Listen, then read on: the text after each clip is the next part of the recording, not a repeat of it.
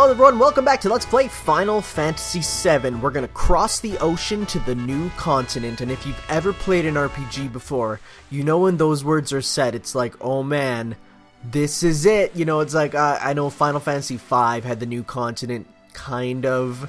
6 did as well. But even going back to like Final Fantasy 1, as soon as you got the ability to cross the ocean, that opened a whole new world. And so it's a common Final Fantasy trend. It's not one that's seen as iconic, but it's definitely there. What is iconic, though, is the whole trope in an RPG of, okay, we're taking a boat, and it's like good halfway, and then afterwards it's like, okay, now we're inside the boat and something happens, you know? So this whole section here, we're Cloud, and these people here are actually our crew. Like, here's Yuffie here. You give her a tranquilizer, and nothing other than she keeps throwing up. So you can't get that materia if you have Yuffie now. You can get it later though, so don't worry, and I don't think it's anything important at all anyways. It's a blue one, so... And there's Aerith. Couldn't tell, could ya? Because they're just reusing the models. And so here you can be like, yeah, I'll take you somewhere wonderful someday, but you can also just thoroughly deny her, which gives you less points with her, which is how you want it to be. But here I'm like, I want to get this materia, but because Yuffie's in the way, I actually can't, and she just stole my tranquilizer. Isn't she the best?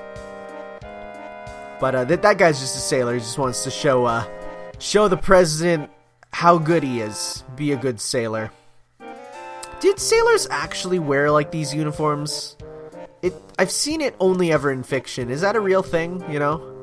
And here I'm trying to sneak through the boxes, I guess? I try to cut out all the moments where I'm confused and doing stuff otherwise, but it just doesn't happen because the way I click through the parts, it just looks for any movement. So these guys moving here obviously make it so that it doesn't cut it out. So that's good.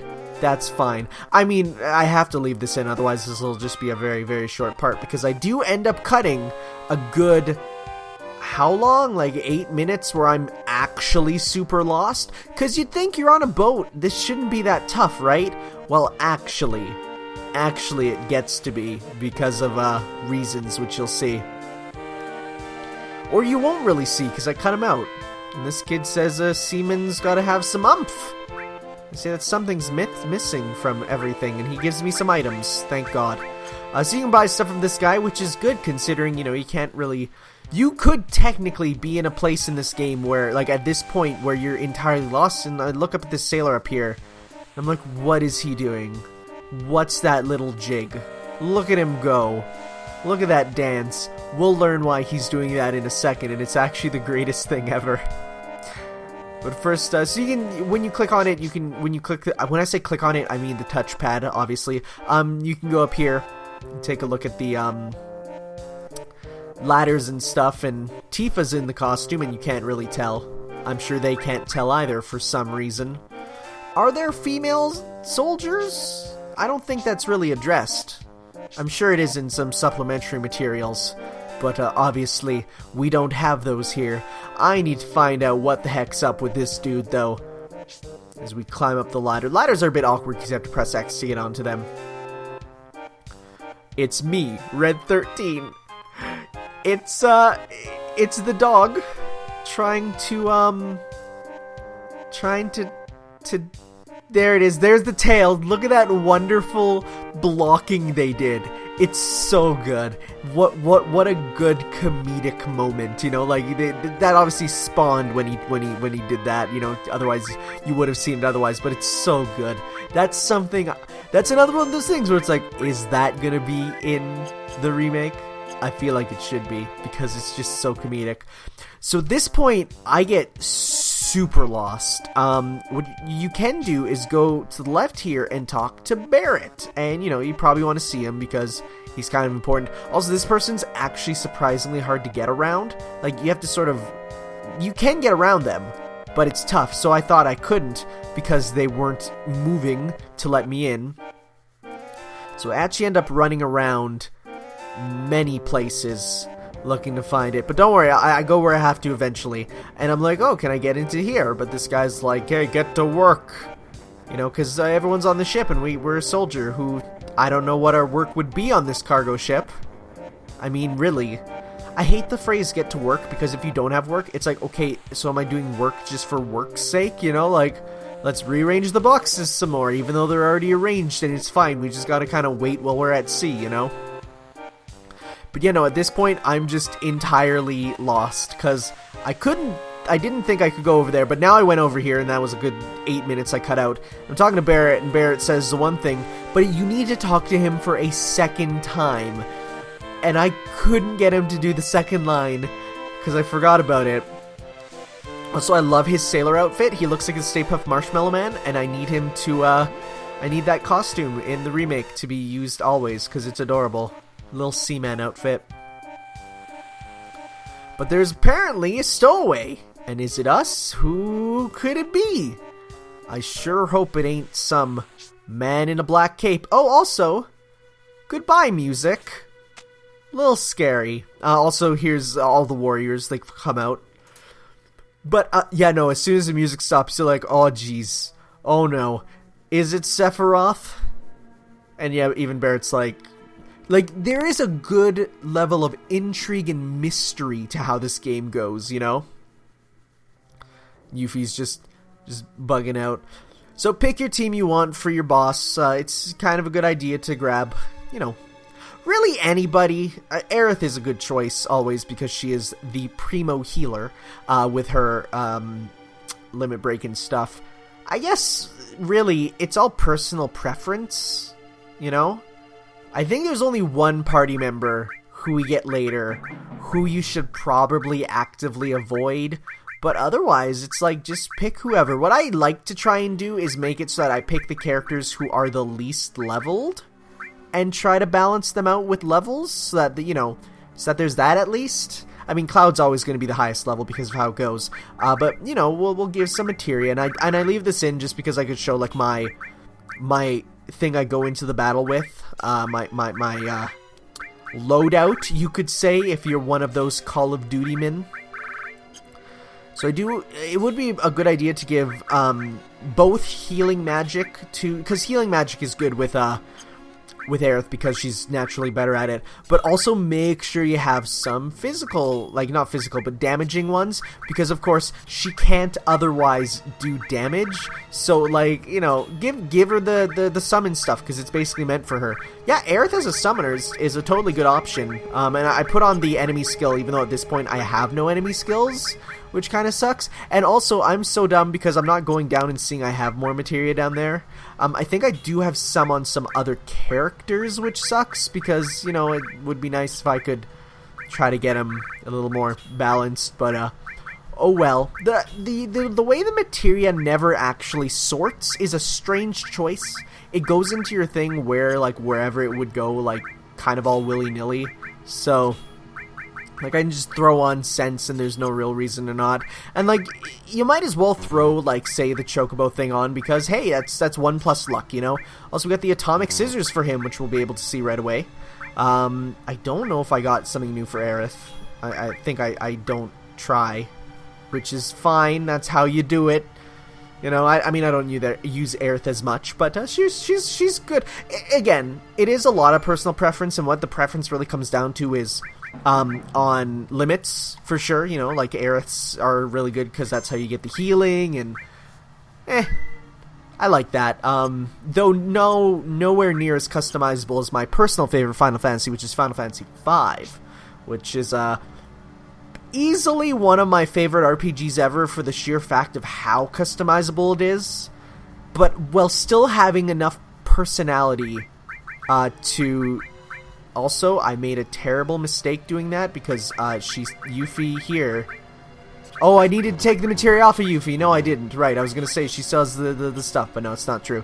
What I'm trying to say is what I liked about Final Fantasy V is even though you had characters who were a little more basic compared to like these games, they still had personality but were fully customizable, unlike Final Fantasy III, which had customizable characters like 5, but were totally without any form of personality until the remake on the DS, and even then there was very little.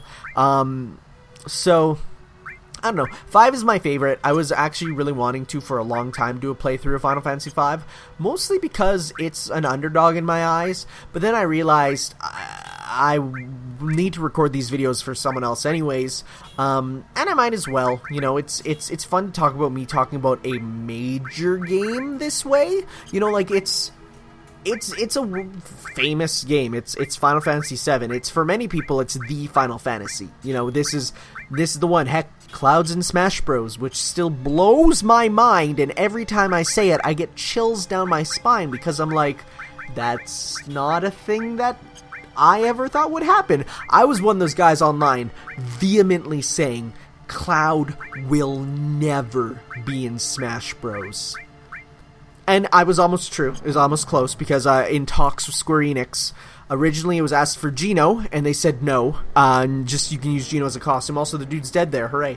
And then they were like, okay, who else do we have? And the other options were Cecil, Bartz, or Terra. And I'm gonna be really honest. Cecil, I'm like, whatever. I'm not super into Final Fantasy IV. But Bartz as a character would have been the greatest thing, being able to use weapons from every Final Fantasy character, you know. But and Terra would have been awesome too, but she would have, I feel, overlapped a bit too much with probably like Robin a bit, considering how she is. But we can show off Shiva here, because we used her, which is here she is. It's a good design for her. Very I don't know, classic kind of. I mean, she's always just looked like a ice queen in a bikini, so hey, some people like that. That's fine. Powerful, though, as you see. Very, very, very strong. But takes up a lot of MP, so you gotta be careful with it. You don't want to waste it. You know, you use it for sure, but you don't want to be wasteful with it. First thing I do is you know, going through my stuff, being like, okay, let's... Now that I was actually in battle, I'm like, okay, now I know what I need to do with my stuff, you know? Because it's like, when you're just doing in the menu, it doesn't... Also, in all material, I lied, is very important. Get that, because that is the easiest way to make money, is by leveling up those to max. What I was saying was, what was I even saying? I don't remember. Also, hey, person in the middle... what I was saying was, when you're in battle, you can see your menu, right? And you see all your options, and it's a lot easier to look at all your options that way than by doing it through any sort of, like, materia menu. But, okay, so here's a conundrum, right? So I see these enemies, and I see they're, like, floating, right? So will Quake hit them? The answer is no. And for the most part, Quake works like Quake should, where if an enemy is floating, it won't hit them. It's not like Pokemon or some RPGs where, well, could that be construed as flying? You know, like if a Magnemite doesn't have Levitate, is it actually flying, or is it on the ground? You know, like, that's a question a lot of people have. But in this game, it's like, no, every enemy has an entire status modifier that says whether they're on the ground or in the air. And also, we're dying, so let us run. But we are, yeah, getting kind of destroyed by these guys, mostly because we're just not set up to fight them right now. I was so prepared for the boss, and I want to be prepared for the boss, so thankfully we have the option to turn off encounters. And there's a chest here, so let's just ignore the thing going on, and we get a Wind Slash, which is, I'm pretty sure, a weapon for Yuffie. I could be wrong. It doesn't say. There's no icon when you get it. But who could this mysterious individual be in the center? Now you gotta turn off the encounter. The interesting thing, this is one of the few bosses where you can get a preemptive encounter just by luck. So that's kind of neat. Is it Sephiroth? It's actually a Deadman. It was nothing all along. Or was it? Who could it be? Where is he? He comes out of the floor! So, this is where a couple people think this is the actual Sephiroth. Spoilers! It's not.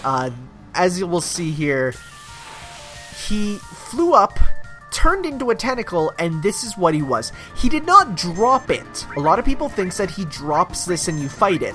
No, that's what he actually is.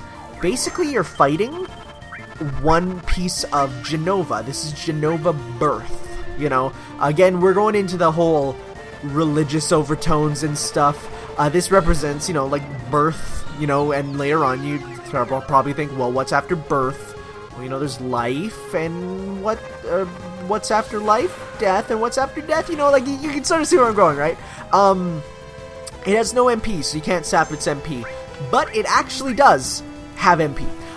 It uses stop, which is pretty bad for you at this point. It does exactly what it sounds like. It makes you stop, and if you do that, it can do that 3 times before it runs out of MP, and whenever it would try to do it afterwards, it just doesn't do anything else. You have nothing else to worry about, you know. It's like, well, I mean, aside from its other attacks that don't take MP, but stop does take MP, and stop is actually pretty bad if you get hit by it, because again, it does exactly what it is. It stops you, and thankfully, it has nothing to steal, which is much better than having something crappy to steal, because then you won't waste your turns trying to find out what it has to steal.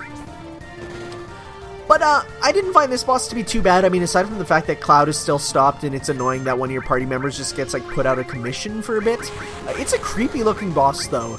I'm really looking forward to seeing where they go with how this looks. Because I mean, if you play the Theater Rhythm series, you can see what a cartoony look of this boss would be like, you know, and you can sort of see it there.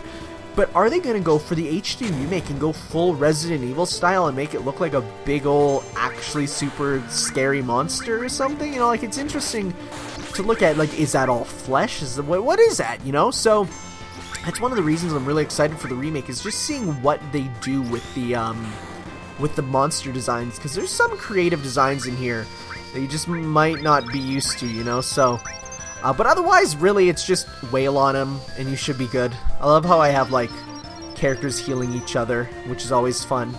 Like, I don't like having my characters heal themselves. I like to try and make them heal each other, you know? And you can try out I like to try out my stuff, you know, like Deadly Waste. Can I poison it? Considering it's a big old blob monster, I don't think so. But yeah, so a lot of people used to think, well, probably still some do, that they're fighting Sephiroth over and over through the game, but it's not. I mean, I feel like Sephiroth's coming up through the floor, flying around, turning into a big old boss monster. I feel like this will be greatly explained in the remake, because, I mean, it's pretty tough to tell, and if it wasn't for online internet goers telling me, well, it wasn't telling me, but I read a forum and it's like, whoa, did you guys know that you don't actually you don't fight Sephiroth throughout the game multiple times? It's actually also just straight shot Barret 3 times, and he didn't make a rap album from it. It's just, he just died. So, let's give him a healing. Yeah, so the Wind Slash there is a weapon, as you saw there, for Yuffie that we picked up, which we'll be using later. Not now, because we still got stuff to do, and not using Yuffie. You know, I'm, again, picking my teams. You got different lasers, W laser and laser, tail laser.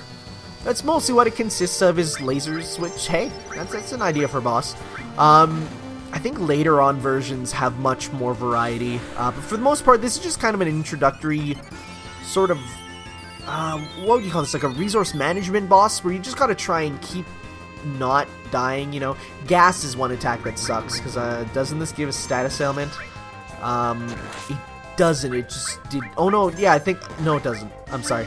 I thought the icon above the selector icon was something, but it's not.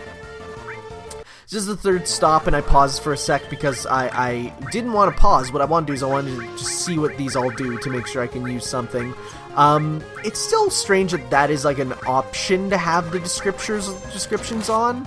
Also, its name is Jenova Birth, and the dot is actually a Japanese punctuation mark that denotes that it is clearly meant to be 2 separate proper nouns. So in this case, it's not Jenova Birth, it's Jenova Birth. Like, it's 2 separate nouns entirely. It's not, you know, like, well, when you're writing out its name, it's meant to be two separate words and not one word that is like a combination. If that makes sense. Japanese language, a bit different. But as you can see, Barrett here with the atomic scissors, not even scissors, it's more like a claw than anything. But no, this boss I don't feel like is anything you should worry about. I could see people losing to this boss if they didn't come onto the ship prepared, because there is a save point there. And I mean, like, I guess you got a shop for a few items, but if you come into this place with like low health, no money, low weapons, you could potentially need to start the game over, because you're kind of put into a situation where you can't possibly win. Thankfully I did, as we see here. Again, no, like we had Barrett die once, but that was only because it shot Barrett 3 times in a row, and it's like I couldn't really do anything about that, so we get a white cape from it, because, hey, even giant blob monsters need fashion sense. But yeah, no, so this is the arm of Jenova, so we've been fighting, or we will be fighting, the different parts of Jenova, which sort of like, no, it wasn't Sephiroth, actually Cloud, which is, that's like the confusing thing. It's like even Barrett doesn't know what's going on. So we'll try and explain. So here we go. But also this item, which is right in front of us, we should grab, because it's super good. But I don't think we'll be able to in the cutscene. And it's there taunting you, you know? And don't worry if you miss it. This isn't a missable item. You know, I'm always worried about missable items. You know, if you leave the room and stuff, it won't be there. And if you walk a wrong step, then you automatically go into a cutscene. But we got the classic Final Fantasy summon, the Ifrit, who is kind of the go-to fire summon. He's pretty iconic for Final Fantasy.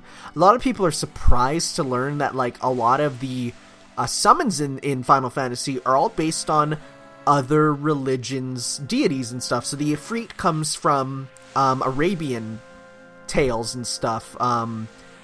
The Shiva is from Hinduism.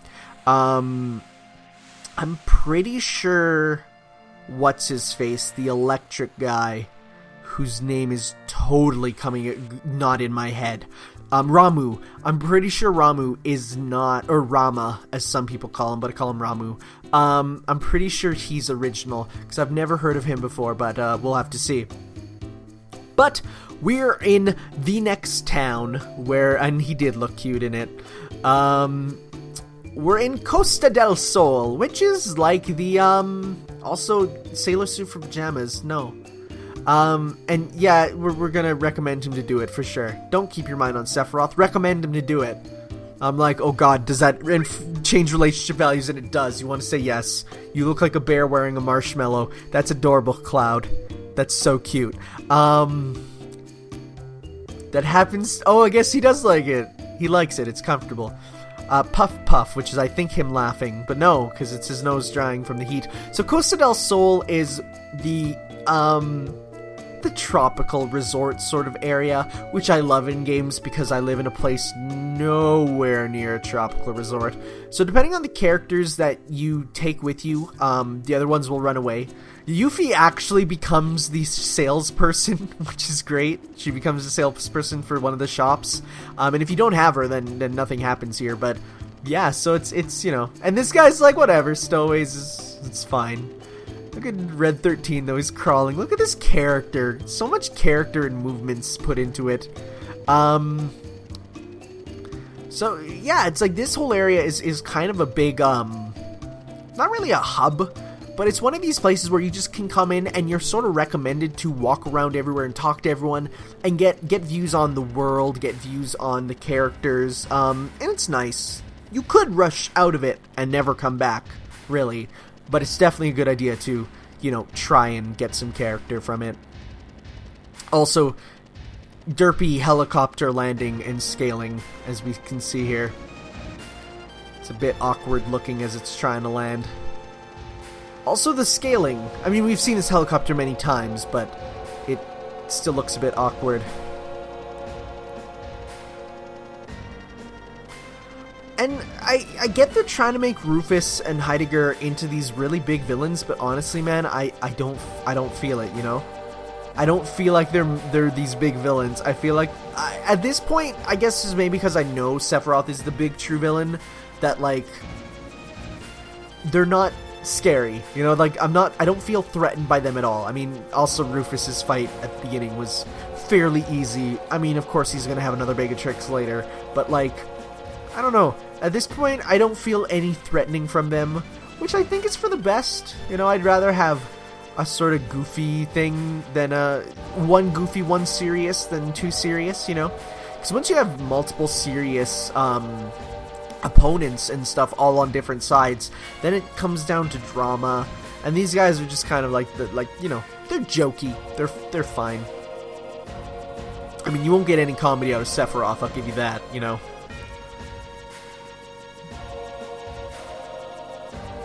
The theme does try and paint it a bit as scary, but I think it's just because, you know, it is on its own, it would be a little more of a freaky theme, but because we've heard it already so much, you know, if this was a new song for here, you know, that's a big thing.